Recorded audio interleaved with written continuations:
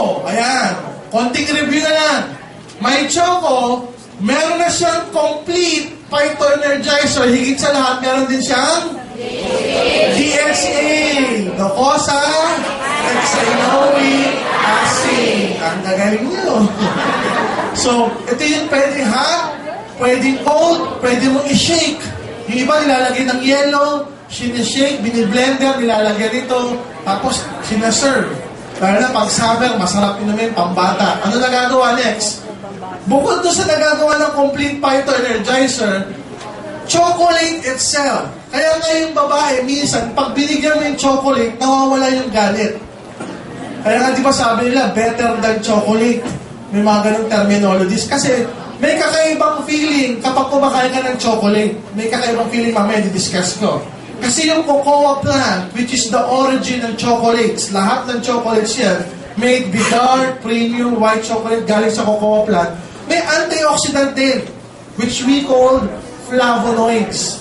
May naturally occurring antioxidant yung cocoa plant. So lahat ng chocolate, mayroong a portion ng antioxidant which we call flavonoids. Next, ang chocolate, by the way, it can decrease the risk of heart attack by 50%.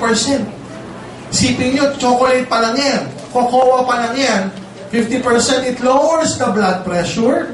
What else? It prevents the oxidation ng bad cholesterol ng LDL. Ayan, it prevents platelet clumping. Ano ba? Anti-inflammatory effect din, parang DHA. What else? Improve arterial blood flow, pakita mo na. Enhances action of neurotransmitter like serotonin. Ayan. Help regulate mood and sleep.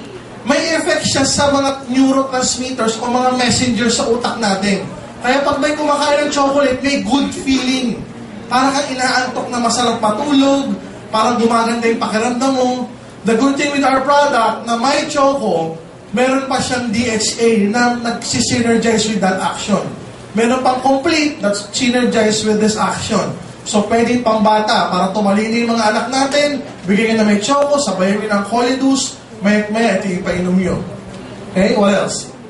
Guys, are you learning? Yes! So, what we plan to do, guys, is to keep on doing this every Saturday. Para na sa ganun matuto yung buong network nyo. Number one, tumaas yung belief level natin sa products. So we ourselves can take our product, yung buong pamilya natin, ito yung iinumin, at ito rin yung i-aalok natin sa mga kaibigan ng pamilya natin. Are you learning, guys?